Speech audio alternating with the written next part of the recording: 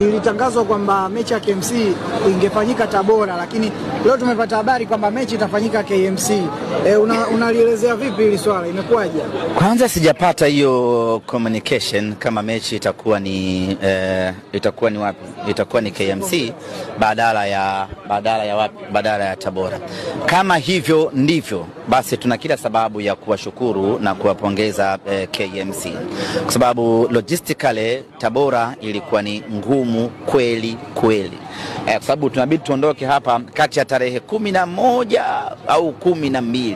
Sasa uende Tabora, utoke Tabora, urudi mjini, utoke mjini, uanze safari ya kuitafuta Morocco.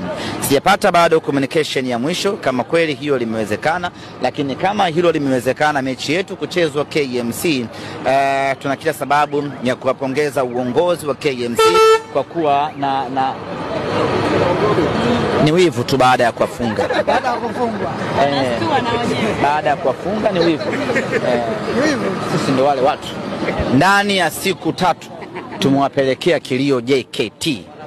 Tumeanza na JKT Tanzania, tumempelekea kilio na tumempelekea kilio mwingine JKT Queens. Sisi ndio Simba Sports Club, watu wa ubaya ubwela.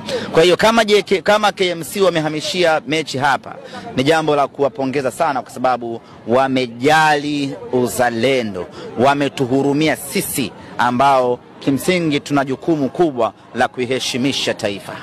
Michezo inafuatana sana, amkutamani mechi ya KMC labda ingeahirishwa? Kwa hapa Dar es Salaam haina shida. Tunakidimua na Pamba Jiji kesho, tuna relax kidogo. Tarehe 11 tunamalizana na KMC.